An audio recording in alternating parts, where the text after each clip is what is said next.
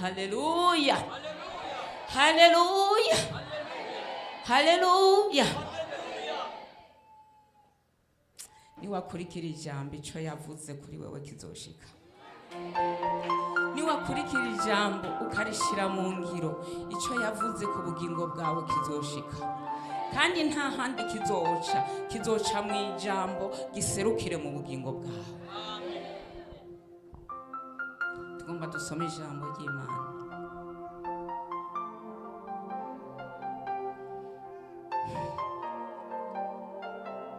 Tuje mu bami ba mbere. Abami ba mbere. Igice c'11. Umusomyi ngomba kuvuga ijambo mugabo ngomba kuvuga nk'inyigisho. Ni inyigisho n'ubutumwa bicanganye. Ndarivuga mu nyigisho byongerera ibe no mu butumwa. Ugurura umutima wawe kuko tugomba tuganira amajambo akomeye, n'amajambo adasanzwe. Niwa yagira yasanzwe araba yasanzwe, ariko niwa agira ayakomeye kuko ava ku Mana araba yakomeye mu bugingo bwawe. Umusomyi adusomere.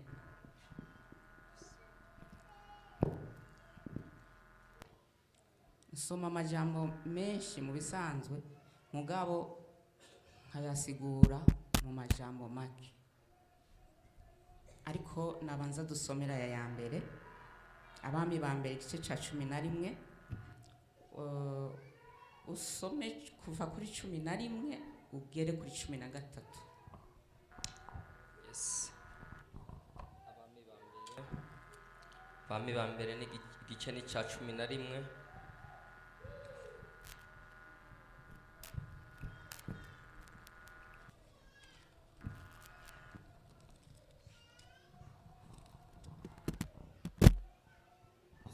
Abami ba mbere igice ca 11 duhere ku murongo wa mbere. Murongo wa 11 haravuga ngo, dusome mu izina rya Yesu. Nico catumye Uhoraho abarira Salomo ati ko wakoze ivyo. Umutwe w'ijambo uravuga ngo Uhoraho arakira Salomo. Amen. 11.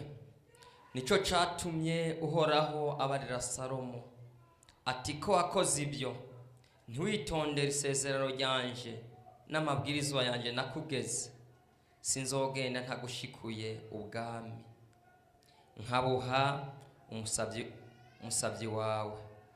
Mugabo sinzobikora ku ngoma yawe ku bwaso Dawidi, ariko nzobushikura umwana wawe.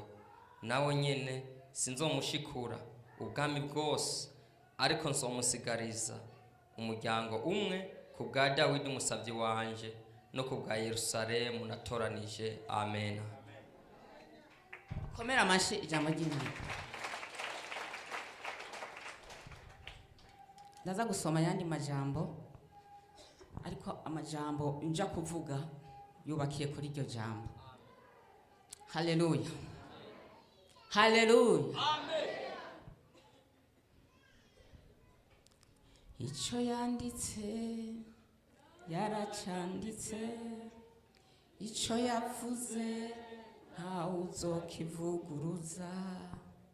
Mu migambi ye harimo n'izina ryanje, ubundi ahiriwe kuko Imana inyishimiye. Mu migambi ye harimo n'izina ryawe, ubundi ahiriwe kuko Imana inyishimiye. Nindi Imana yishimira? Akomera amashi Imana.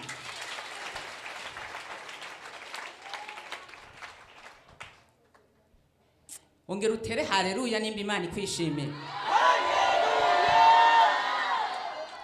kuko n'uwo yoba itishimira yagezaho yegera Imana, kuko iki kibanza twumvise ko kirimo ingabo zayo kugira ngo imwishimire. Iri nibakwe wagiriwe kuza hano, nimba itakwishimira uyu munsi urataha ikwishimira. Tugomba tuganire kuri Salomo. Salomo umuhungu wa Dawidi. Dawidi umunyamasezerano adasanzwe. Dawidi umukozi w'Imana. Nicyo shaka tuganireko. Cyane cyane ndakeneye ko tuvuga ku ubwami bwa Salomo, canke buhera kuri Dawidi naho buherera. Ubwami bwa Dawidi busimbira ku muhungu wiwe Salomo, bugasimbira ku mwuzukuru wiwe. Umwuzukuru wiwe bukabandanya kumwuzukuruza n'inzukuza, ni aho buherera n'icabuhejeje icarico. Nico nshaka ko tuganirako. Ubwami bwa Dawidi busimbira kuri Salomo, bugafata umwuzukuru n'inzukuza, aho buherera kuri Yehoshafati, inzukuza yiwe niho burangirira. Mbega bwarangiye gute? Byagenze gute kugira ngo buhere? Icyo nshaka ko tuganirako. Ndagusabe utege amatwi.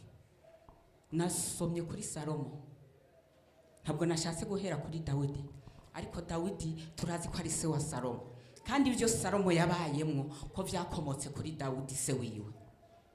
Salomo murazi yuko ari umwami wa mbere ku isi, atanumwe banganya ubutunzi, banganya n'ubwenge Imana yari ku isi yose. Niko Bibiliya ibivuga. Ndasavye udusomere duhere ngaho turara. Salomo yari giki? Salomo yari giki? Yari giki kuri iyi si? Yari yabikuye hehe? Dusomere kandi udusomere mu bami ba mbere, uje hajya ku gice ca 10 ku murongo wa 23. Usome 23 n'24. Salomo yari giki? Yari ameze gute? Yari yabikuye hehe? Dusabe adusomere. Dusome mu izina rya Yesu. Ku mutwe haravuga ngo ivy'umwami w'umugore yaganza Isheba. No, ivy'ubutunzi bwa Salomo. 23 haravuga ngo uko ni ku mwami Salomo yarusha abami bose bo mw'isi ubutunzi n'ubwenge. Mu bihugu byose byo mw'isi hahora haza abagomba kubona Salomo no kumva ibyo avugishwa n'ubwenge Imana yashyize mu mutima wiwe. Amen. Chusimba usome 27. Amafeza umwami yararushe ayahindura nk'amabuye i Yerusalemu, n'ibiti by'amasederi bihinduka nk'iby'imisukomora byo mu kiyaga mu kuba byinshi. Murakoze. Amen. Amen. Nariko ndasigura Salomo. Salomo muhungu wa Dawidi. Salomo umuhungu wa Dawidi. Murumvise ico yarico. Yari umwami akomeye mw'isi. Yari umwami atagihugu na kimwe cyo kwisi cyamusumbya ubutunzi. Yari umwami. Murumvise ko amafeza yari yatevye ayabona nk'amabuye. Murabona amabuye, aho utambuka hose ubona amabuye. Aho utambukira hose mwibarabara naho wicaye urabona amabuye. ninda tubwira aho yicaye ko hari amahera abonaho, hari amahera abona, ariko amabuye urayabona? Nta mabuye ubona. Kwa Salomo byari bimeze uko, amafeza ntacyo